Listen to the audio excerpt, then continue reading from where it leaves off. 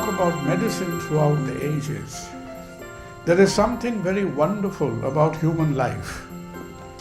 Just think of a few things before we get into medicine.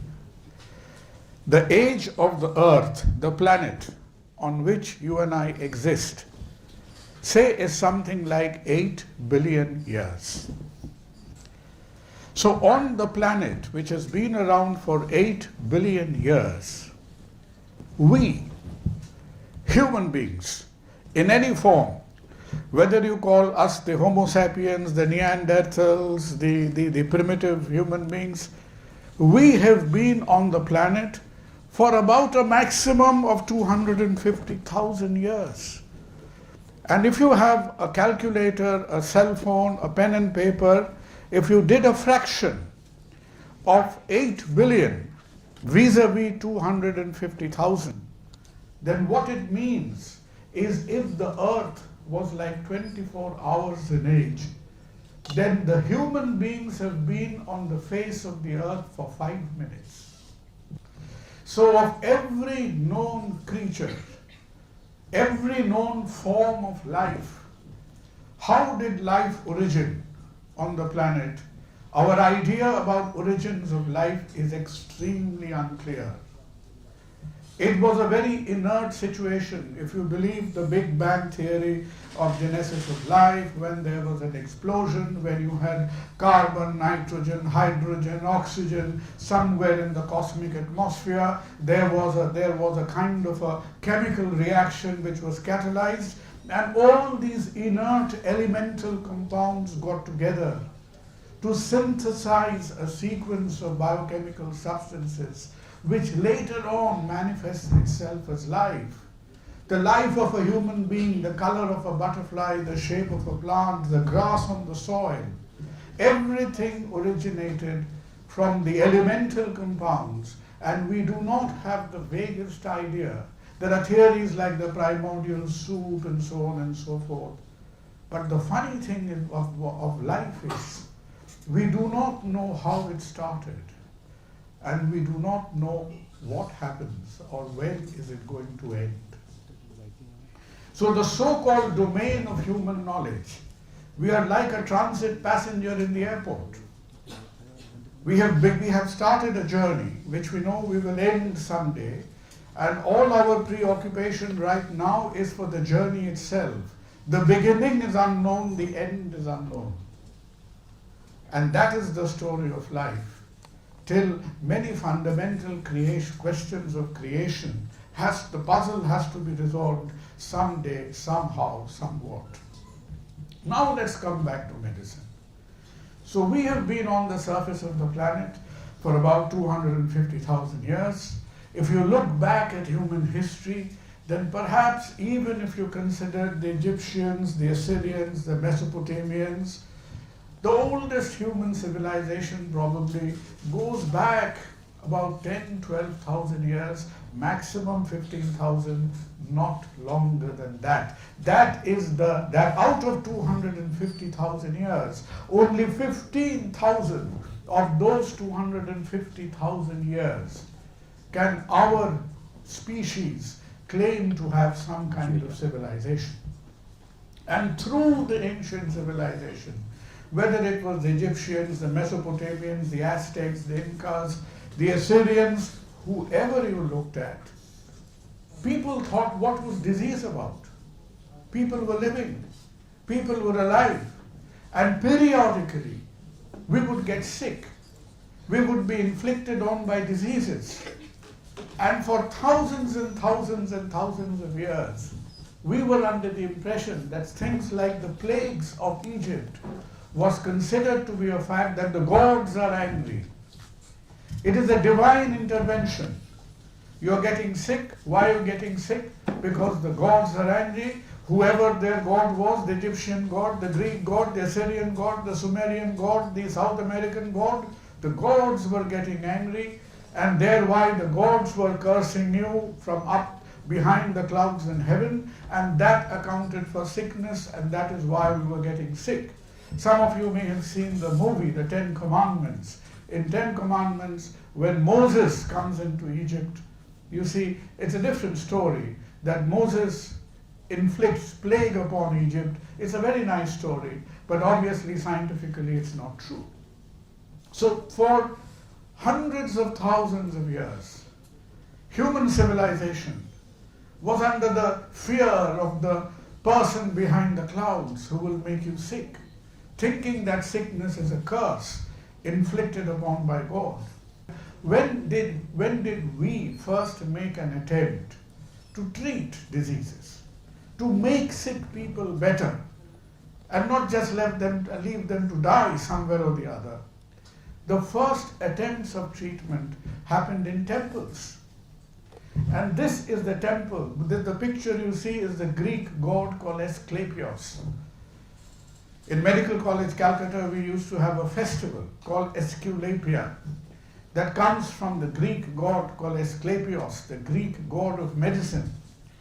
And you may see this symbol being used in various medical associations, organizations, symbol for doctors, many things like this. What is this symbol about? This symbol is the staff and snake of the Greek god Asclepios. It was in that temple that ancient medicine used to be practiced, because who was practicing the ancient medicine? There was nothing as doctors, nothing as surgeons, there were priests. So it was the priests in ancient society who thought, there were people of moral values, people of compassion, who thought that, look, so many people are falling sick and dying, so we need to make them better. So it is the religious institution that took upon the practice of medicine, and we are talking about something like 10th, 12th century BC over here.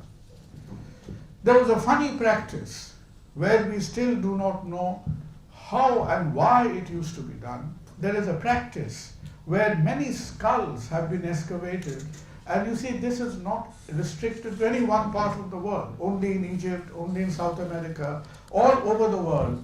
And there is because of some ancient concept, people used to drill holes in the brain. It was called trepanation. We call it trepanation. We don't know what it used to be called in that era. And because of this trepanation, a lot of skulls have been found out tons of thousands of years ago. So some form of surgery, some form of treatment was being done. But no scholars so far have unearthed the secret that we call it trepanation, why this was being done. Probably somebody clever amongst you can take this subject for a PhD research someday. The real advent of thinking in medicine comes from this great person, from a small island of Kos. Kos is a very small island just off the mainland of Greece, to the west of Greece, and his name was Hippocrates. You have heard the name of Hippocrates, you have seen it in movies, you have seen the press, the people telling doctors, go by the oath of Hippocrates. Hippocrates was not a lawyer, Hippocrates was a physician. And why Hippocrates is important in modern history, in the history of mankind, is from Hippocrates starts the era when we realize the separation of divine from the disease. Hippocrates starts the thought process that, look, we have to look at things differently. People are becoming sick, there are different kinds of problems, sickness, death, etc. And there must be different causes for it. It is all not due to because some god is angry somewhere. So let's start thinking. And in that philosophy of Hippocrates, he wrote quite a few treatises, quite a few compendiums. Hippocrates encouraged the separation of the priests from the physicians. And he formed a kind of moral code of conduct that how we should behave, how doctors, you didn't call them doctors then, healers, how healers should behave. And that moral, like in this election time now, we are going through a moral code of conduct. So Hippocrates in 5th century BC writes down the way the physicians and healers should behave themselves. So if you are to think about one date in history that is the watershed line for the evolution of medicine, that era is 5th century BC. There must be some people interested in history. 5th century BC is a wonderful time. I don't know what was the astrology or the cosmic connections in 5th century BC, because in 5th century BC you have Hippocrates in Greece. Whom do you have in India? In Indian civilization? Gautam Buddha. Gautam Buddha comes with his first socialistic thinkings in 5th century BC. We have Charak, Shushruth, everybody appearing in 5th century BC. So look, even in those days when there was no internet and no connection, human philosophy and thinking seemed to spread worldwide. And there was a churning in ourselves that let us start thinking. We cannot leave everything to gods cursing human beings and stuff like that. And in our ancient Indian practice, from 5th to the 4th till the 3rd century BC, we saw the evolution of Charak, Shushruth. We saw the evolution of Ayurveda as a science. And a lot of thinking, thought process and progress was made in ancient Indian medicine in that era. When you look at temples, especially next time when you look at Buddhist temples, when you go to Ajanta, Ellora, when you go to Nalanda, look at these Buddhist viharas. Why were Buddhist viharas shaped like this? Because they were nursing homes in absentia. People were lifted up from the street, and the Buddhist priests and monks were actually treating the sick people in these Buddhist viharas. So similar to the theory of Asclepius, the first treatment.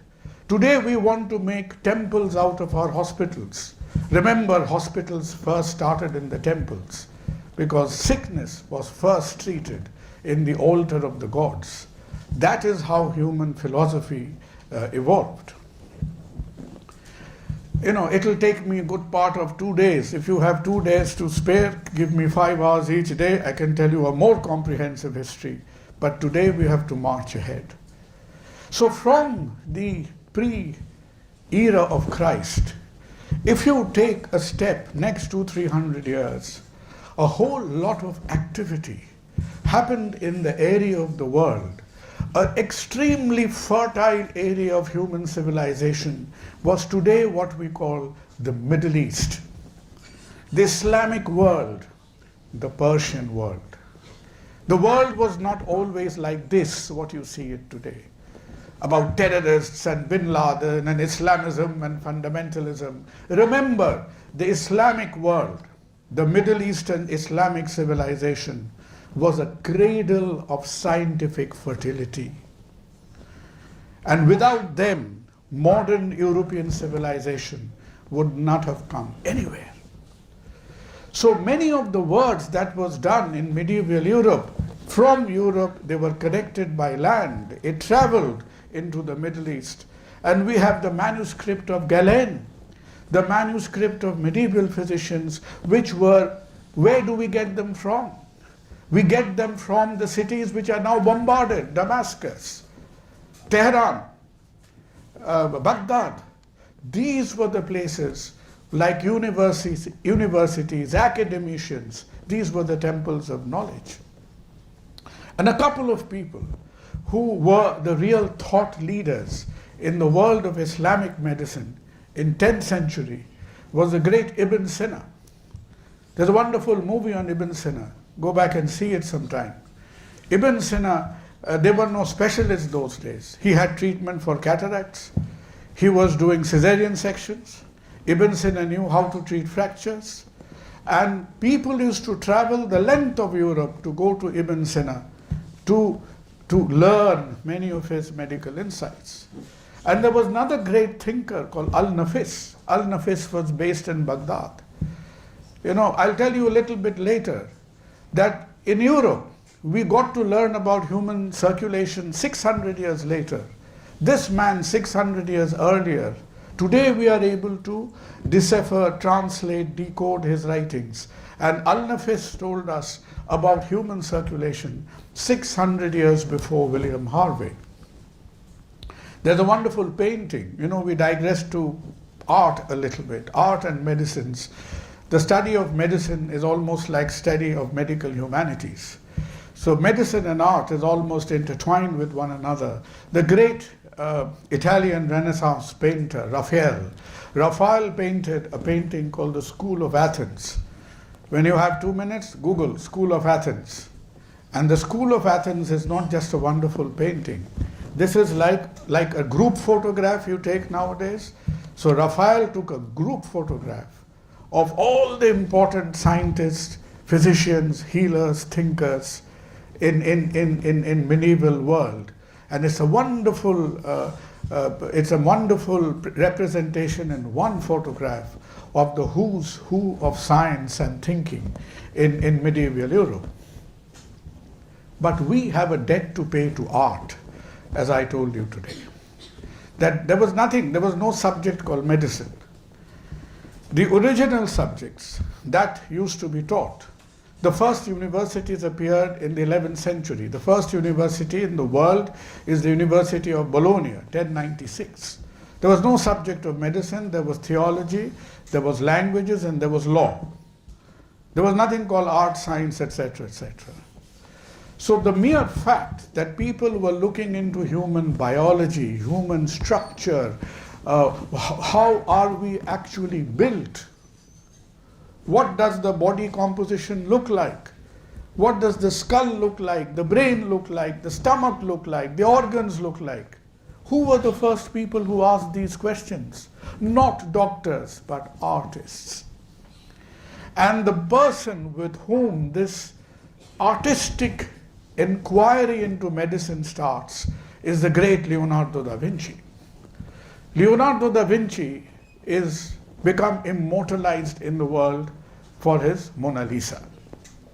But when you read about Leonardo da Vinci in the second phase of the Italian Renaissance, you realize that Leonardo da Vinci, he was a mathematician, he was a designer, he was an engineer. He said, and he thought that he was a useless artist.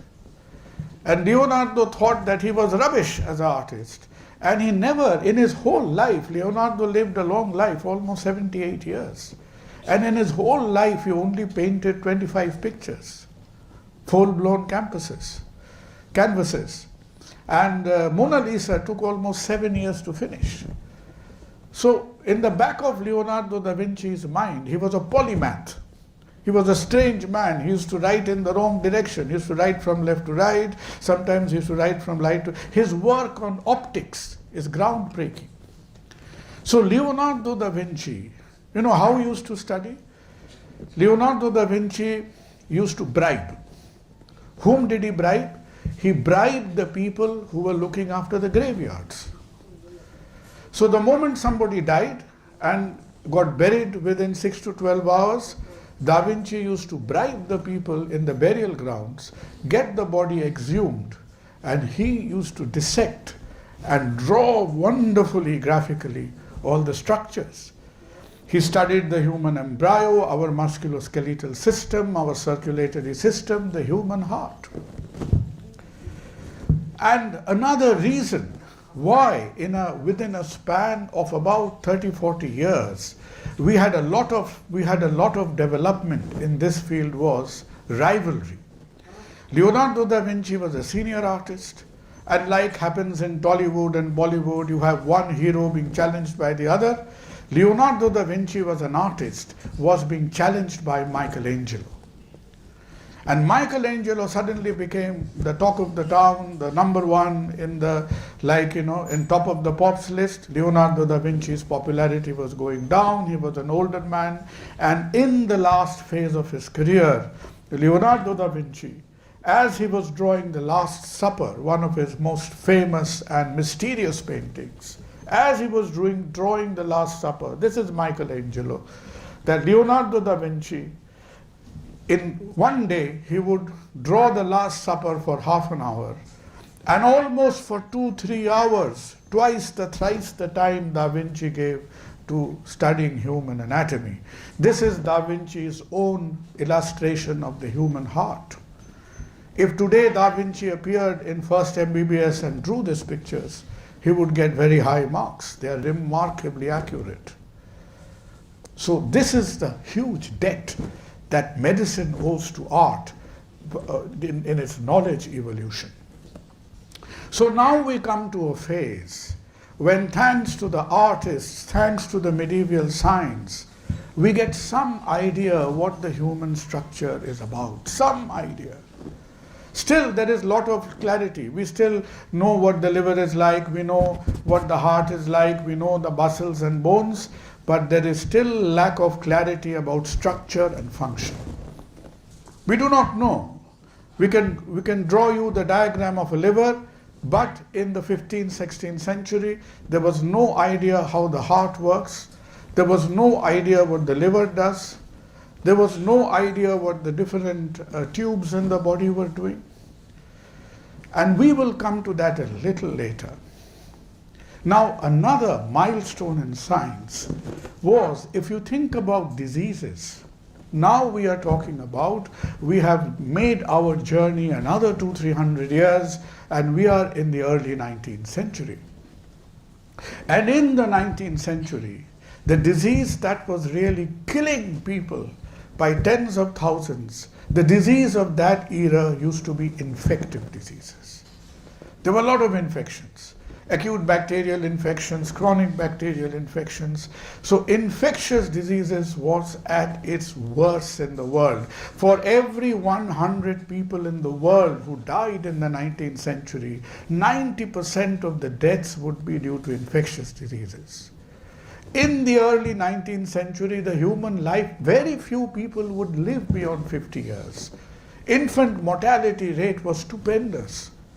And then people started thinking about the cause of the disease, the microorganisms, how to sterilize them, how to identify individual bacteria and start isolating them. And three names are very important in this area. One is Louis Pasteur. Louis Pasteur, you talk about pasteurization of milk, so that is who it is after, Louis Pasteur. Then we had Lister. Lister, following on from Louis Pasteur's work, did the original work on sterilization, initial ideas about vaccination. And Robert Koch was very important in the Asian perspective because he did a lot of work on chronic infections, tuberculosis. That was a kind of disease that was killing people. That were the killers of the world. You did not need bombs and terrorists those days. In those days, the terrorists were the bacteria. And when we talk about infectious diseases, I'll talk a little bit about cardiovascular diseases next few minutes. Another fantastic thing happened. A gentleman called Alexander Fleming. I happened to work in England in the same hospital. Obviously, I'm not as old as Alexander Fleming. And where my department was, the cardiac surgery department, was in the next corridor to the room in where Alexander Fleming discovered penicillin. So as everybody was literally breaking their heads on the wall, how the hell you fought infection, how to identify the wound infection, the war infection, the germs. You know why it all happened?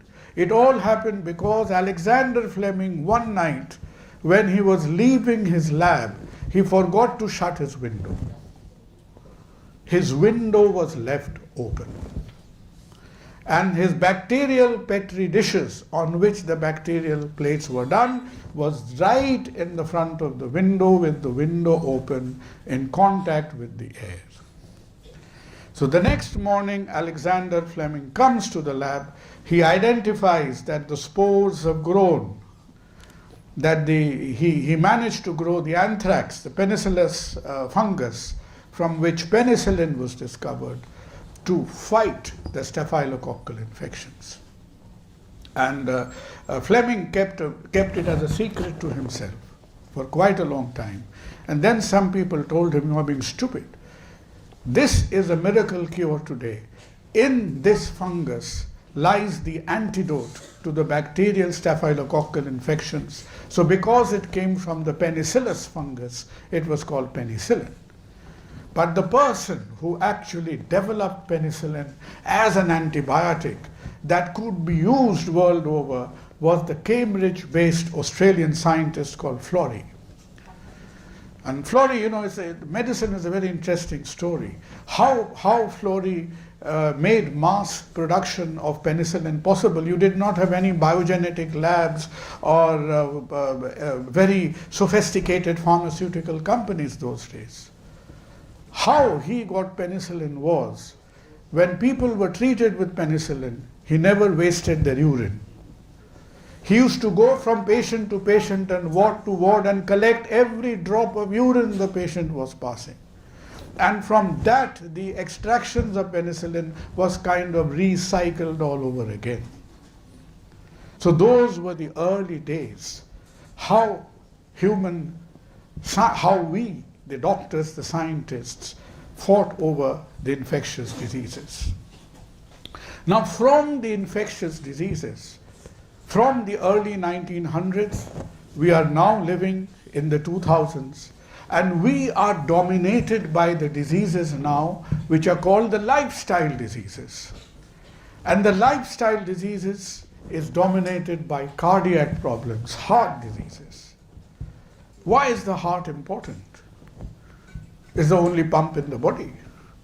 It pumps 6 liters of blood a minute. If you ever cut an artery, the blood would go about 25 to 30 feet. If you joined every blood vessel in the body together, you could go around the world 15 times.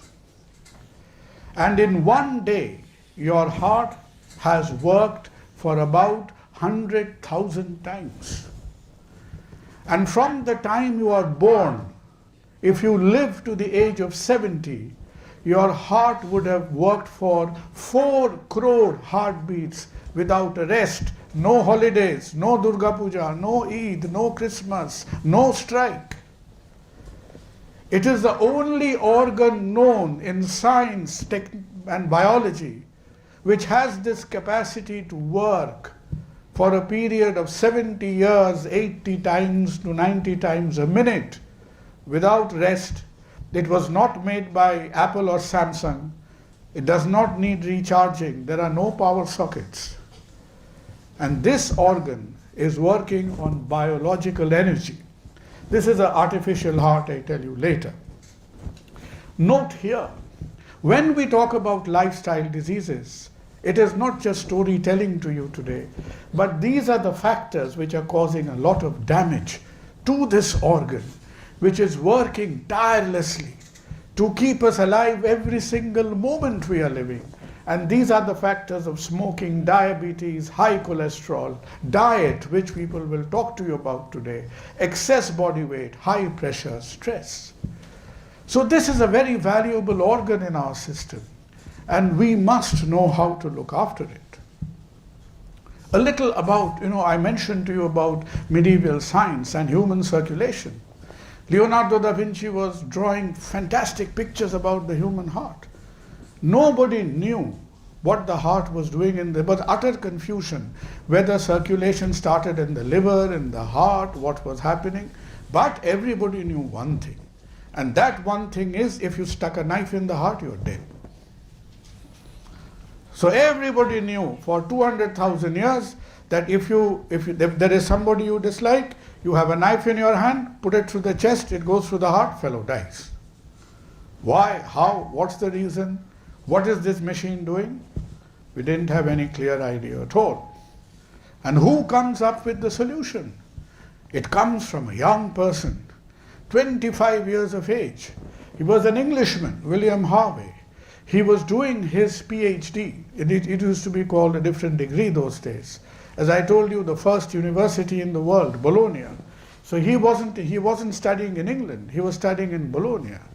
And Bologna, he just looks at how the blood flows in the veins by tying tourniquets in the hand.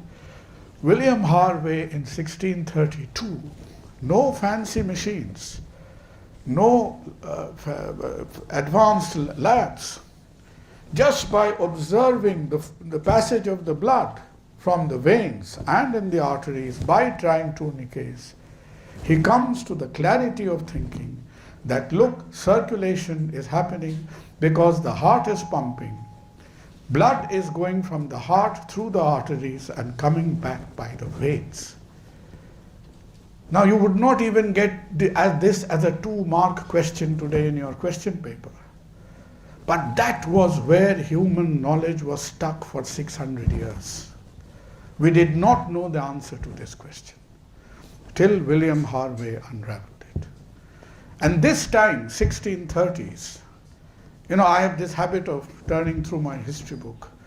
Fantastic things were happening in the world, like 5th century BC. Within 5 miles of William Harvey used to live another gentleman by the name of Isaac Newton. Almost the same year, the theory of circulation and the theory of gravitation comes to the world. You can have a separate lecture on Isaac Newton sometimes. Isaac Newton lived for almost mid-60s, and all his work was done by the time he was 27 years of age. Optics, light, gravitation, law forces, everything, discovery of calculus. By 26, 27 years, Isaac Newton's scientific dossier was finished and completed. What he did for the next 40 years of his life was completely mysterious. He's a very unknown element in a relatively modern era. So William Harvey is a founding father of human circulation. So we know the structure. Now we have an idea how the circulation and all this happens. And what is the next question? In the era of lifestyle diseases, people knew that the structure of the heart could be defective. People knew that you could get chest pains, angina, heart attacks because there are blockages and people were dying. So how to diagnose? How to know what is wrong? It is not enough just to allow somebody die and do a post-mortem and say, we are so sad, the child has died because there is a hole in the heart, or this grown-up man has died because there is a blockage in the arteries. That is not, medicine is not about recrimination, medicine is about diagnosis. You have to tell from before what is wrong. So diagnostic activity became now the focus of attention. And there are many, many, many workers who's worked on this field. I'll just name 2 to you. One was this gentleman by the name of Eric Frossman. Eric Frossman in 1929, he said that, look, there has to be a way by which our circulation, the heart, we can take pictures of it. Today it is called angiogram, catheterization and all these things. But Frossman said in 1929, there are ways and means we can take pictures of these organs. Nobody believed him. He used to make friends with his nurses, with his colleagues, people working in the hospital. And Eric Frossman had many girlfriends. And the reason he had many girlfriends was he used to allure them into the cath lab, use them as a subject and do all his experimental studies. He was expelled from the hospital as a mad person. But when years later we look back at Eric Frossman's work, that was a foundation of cardiac catheterization. And many years later, in 1958, the modern cardiac angiography was done by Mason Soames. This is a picture. This is what you call a cardiac. What is an angiogram?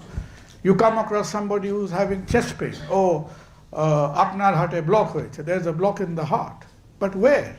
Heart has arteries like this, taking blood to the muscle. So what these people were trying for the last 50, 60 years was to take this photograph, which through an X-ray machine and radio contrast lets us know that where the problem is.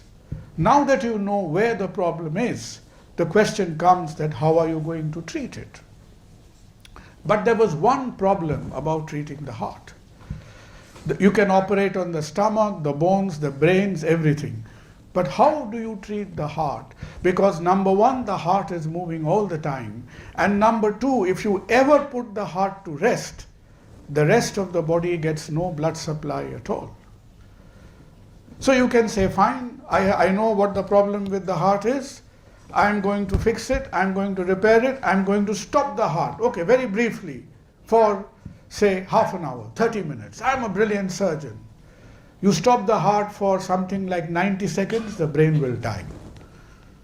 So there was no solution. People knew what the problem was, nobody could fix it, because you cannot stop the heart and maintain circulation to the rest of the body. That was the next puzzle. And people like this, John Lewis, etc., they devised a machine. This is called the heart-lung machine. And the heart-lung machine changed the future of heart surgery completely. Like, God bless it, doesn't happen. If suddenly the power goes off in the hall right now, what will happen? The standby electricity will come in. So when we stop the heart, we put the heart on a machine outside the body, so that the whole work of oxygenation and circulation is happening through the machine, which is the heart-lung machine. And this made the first modern heart surgery possible late in the 1950s. And the surgery that really changed almost the destiny of humankind was the treatment of heart blockages. Because as I told you, we had known about the bacteria, we had discovered antibiotics, so a lot of infective diseases were controlled. But as because of various things, diabetes, food habits, hypertension and all that, people were coming down with heart attacks, blockages in the heart, and now we can take pictures. We know where the blockages are. So how to treat it? And the solution came from this young man called René Favaloro. He had not passed his exams. He was the youngest person in Cleveland Clinic watching the senior doctors operate. And he had the idea that, look, instead of doing something very complicated, I can just, it's like the flyover in Park Circus, your Ma flyover. The road underneath is absolutely congested. So why don't I do a flyover at the top, so that the blood goes from A to B, jumping over the blockage, and the problem is resolved. So the simple idea came from René Favaloro. But much before him, this person, Alexis Carrel, was the last surgeon ever to have got a Nobel Prize. Because even the great Hippocrates has said that, look, you can try a lot of treatment, but trying to treat or operating on the heart and blood vessels is dangerous. People will die. Don't do it. And for thousands and thousands of years, it was never done. This man, who was born in a very poor family, who taught him how to suture the heart and blood vessels? No teacher. He was taught by his mother. His mother was a poor woman who used to stitch torn clothes. And you will see in many laundries in the Pada, people stitch clothes. In Bangla we say ripu kora. In English they are called seamstresses. So his mother used to earn some hard-earned money by stitching torn clothes. And this surgeon saw his mother every night in the midnight oil, stitching torn clothes with a special technique of suturing. And he said, why can't we apply it to vascular surgery? And he applied it to vascular surgery. It worked wonders. And it was only due to the work of Alexander Carrel, of Alexis Carrel, who learned from his mother, that the entire specialty of cardiac surgery ever came about. Cardiovascular surgery is the youngest specialty in medicine. It's been only around for about 60, 70 years. And this is, as I told you, you have the flyover out in the roads. So we take a piece of vein from maybe a vein or an artery somewhere in the body. This is a block in the vessel. You just jump over it from one spot to another, and the problem of the blockages are resolved. This operation is the most common operation ever performed in the history of surgery. It is the most scientifically documented procedure. And at one stage, there is still there are more than 10 lakhs coronary bypasses being done in the world even today. But along with coronary bypass, young people like you, young students, youngsters are always thinking, So a youngster, a young cardiologist started thinking that look, all this surgery is fine, but can we repair some of these blocks without actually doing a cut, without actually incising? Why can't we go inside the tubes? And this young person, Andreas Brunswick, he came up with an idea of an angioplasty. And in angioplasty, what you do over here is, I don't know why this. And in angioplasty, what you do over here is, we'll just go forwards a bit, that this is a kind of blockage you have in the artery, which is stopping the blood from reaching the heart. So through the arteries,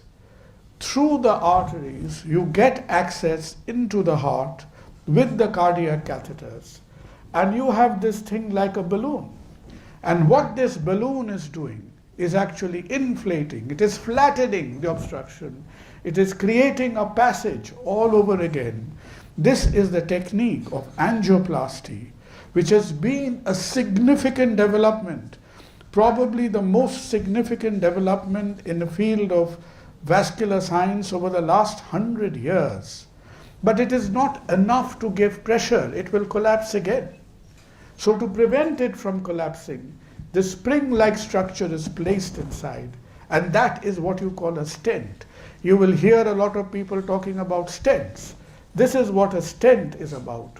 These stents come coated with medicines so that the cells from inside the stents do not regrow again. So an angioplasty and a bypass surgery, in the simpler blocks you do bypass, in the more complex lesions you do an angioplasty. And these two things together really changed the mortality, the risk, the millions of people who were dying helplessly from cardiovascular condition. These two treatments changed it dramatically. Diabetes. I need to tell you a word or two about diabetes.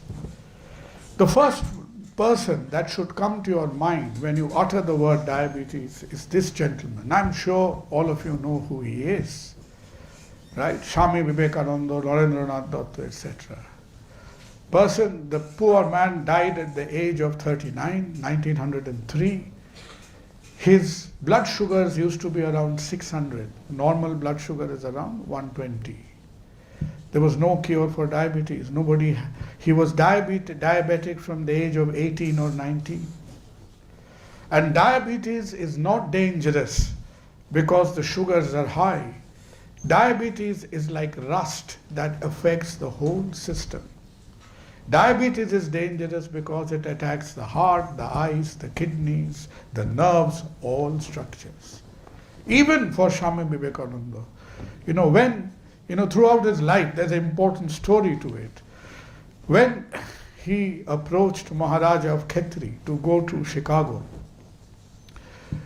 Khetri was his sponsor, Maharaja of Khetri. He bought him the ticket to the ship that took him to America. So he requested the Maharaj, can I have a ticket for a single cabin? Maharaja said that, look, this is a sannyasi. Of course I will give him a single cabin ticket. But the man has no pleasures in life. He is a total ascetic. Why does he want a single berth ticket for? He never realized that Swamiji was quite guilty, ashamed of himself because of his diabetes. He had to go to the toilet every half an hour, 20 minutes. So he was, embarrassed in public to do that. So that is why he had requested. And later on, in one of his last visits to Shillong, few months before he died, when his kidney failure had set in, heart failure and kidney failure, Swami Vivekananda had almost stopped passing urine, end-stage renal failure. The poor man is writing to his disciples that, look, I think I'm getting better because after so many years of life, my frequency of urination is getting down, decreasing. But till that time, there was no treatment for diabetes at all. And our great worry is we still don't know what diabetes is due to. The precise cause of diabetes is still unknown. We have some treatment for it. And it was Banting and Best who in the 1919 to 1920, which is a good 17 years after Vivekananda died, that the initial discovery of insulin and the treatment of diabetes, treatment, I should not use the word treatment, it is control of diabetes. We are still not treating diabetes because whatever you do not know, you cannot prevent. So we are only treating diabetes in a very half-hearted way, even today, because we need from amongst you some clever mind to do that path-breaking research that will tell us the cause of diabetes. Another aspect has been genetics. We know the big structure of the human body, the eyes, muscles, nervous system, skeletal system, cardiac system, etc. But in the molecular biology is concerned, the ultimate constituent of the human body, the human genome, that was detected by Watson and Crick sometime in the 1950s. The double helix that all of you have to memorize and draw diagrams in your exam was the work of Watson and Crick from the University of Cambridge. And in 2003, like decoding a software, if your computer goes wrong, what does the repair shop do? It looks at the software. When your cell phone updates, what does it do? It uploads and downloads software. So the whole human genetic software was decoded for the first time in 2003 in a worldwide project called the Human Genomic Project. And now we are trying to find out the genetic causes of most diseases. Medicine has also been dominated by the problem of cancer. Cancer is where you have cell replication happening in a very aggressive, in a very damaging, and a very uncontrolled way. There are thousands of people who've done selfless work in the field of cancer. But if one name has to be taken, that is the name of Madame Curie, who along with her husband, Marie Curie and Pierre Curie, did pioneering work on radiation. And this woman, look at her picture. She herself died of cancer, knowing very well that day in and day out, the work that she was doing in the lab, being exposed to radiation, that is ultimately going to kill her. And it did kill her. She literally killed herself in her own thesis, in her own quest for developing advanced radiation. And few months before she died, this is Albert Einstein visiting Marie Curie, because when Einstein knew, everybody knew that Marie Curie would not live for very long. Einstein came over and visited her.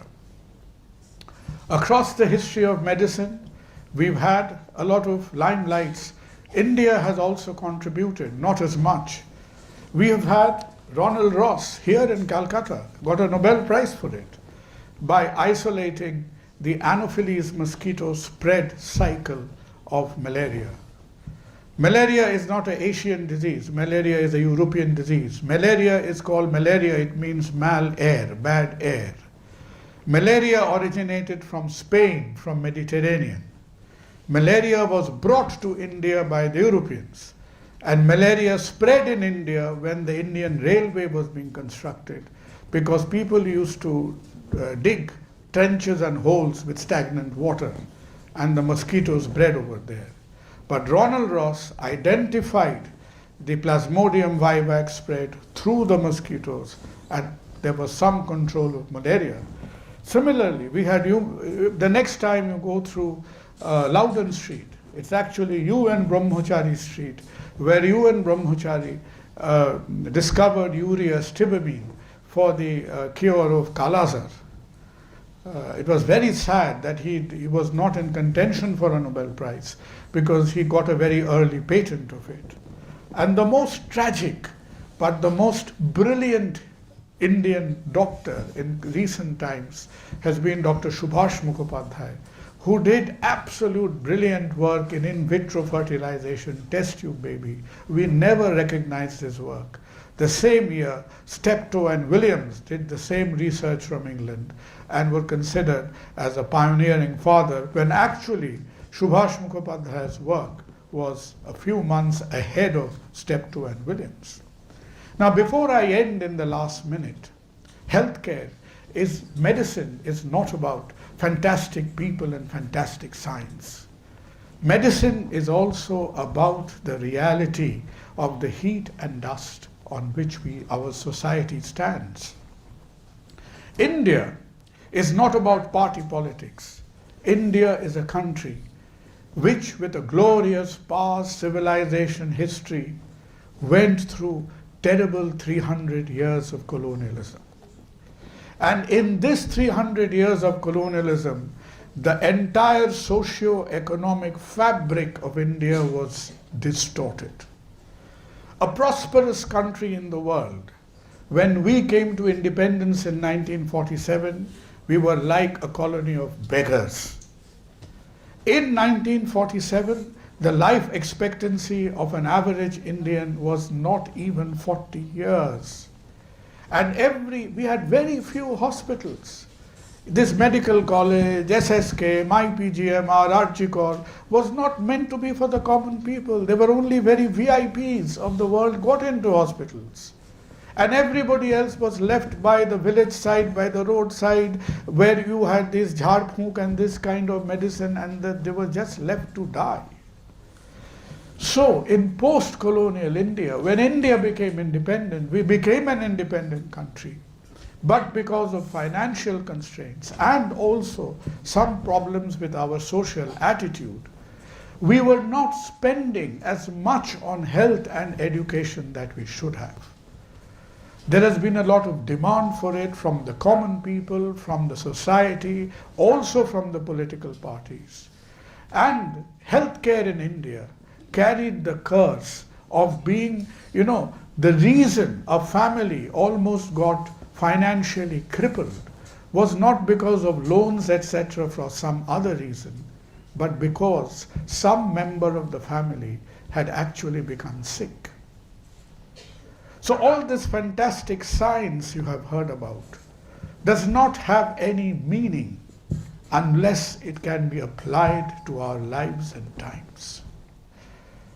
So applying science to society is as much a duty of medicine as it is to learn operation and names of drugs and medicines and formulas. So in our world, if you look at the world today, the green parts are the parts where you have good health care. The red parts are the parts where the health care is very unsatisfactory. And the black parts are actually the worst. And look, India, the whole of Southeast Asia, is still at a kind of stage where our health care delivery to the people, all this fantastic knowledge is useless unless it reaches the people. We have a lot of work to do in this area. Some work is happening because you may have heard in the press there is so much of argument and counter-argument between leaders and party A and party B and party C. We do not realize that even the government is thinking in terms of population healthcare programs, central level. We have Shastro Shati in the state level. And many of these things are being planned in the model of the national health system in the United Kingdom. And sooner it happens, the better. So all of you who are aspiring to come into medicine, to be doctors, you will read a lot of books, you will practice a lot of specialty. But please do remember that our work and our speciality is useless unless it find its true application.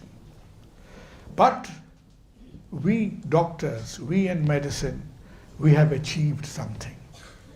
And what have we achieved? We have not won elections, we have not won seats. But look at the life expectancy of the world. From 1850s, from the median life expectancy of 40 years, today worldwide, human life expectancy is almost in 80 years plus. I told you about the beginning of life, the animal kingdom. Think, the tiger, the lion, the dog, the rat, the cat, the mouse, No other animal lives longer today than it did 5,000 years before.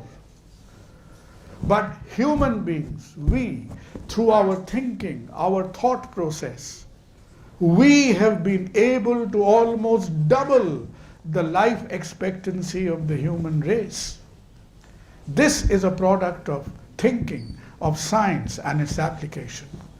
India is following a similar curve. From our pre-independence life expectancy of 40 years, today the average Indian is living for 60, 65 years, which is a huge achievement in our terms. So it is not all negative, it is not all gloom and doom. Forget about what the political banter is about. Your generation, the future is in your hands. You have to hold it. You know, we go to many hospitals. We go to many places to do clinics, see patients, and I will end by showing you the clinic, the hospital, which has made a lasting impression in my mind. I once did a clinic in Andaman Nicobar Islands, and the hospital in Andaman Nicobar Islands is a part of this building which is called the cellular jail. So it's a part of the cellular jail where 589 Indians in the freedom struggle were kept imprisoned and tortured. And in the same building, a wing of the cellular jail today functions as a hospital. So as I had finished my clinic, seeing patients, just next door to my clinic, I saw an exhibition. And this was the exhibition. So friends, young men, young women, boys and girls, when we think of our future, these are the people who remind us what the future of India is about. So when you and I do medicine the next time, we will look at science and we will look at society. And we will have to remind ourselves of the duty and the pledge that we owe to our nation. And not just for the sake of telling you of the story of his diabetes. We end with the words of this great man who said that there is no room for any kind of negativity. If there is a problem, the solution lies within. And that is what medicine has taught us for the last 3,000 years. Thank you.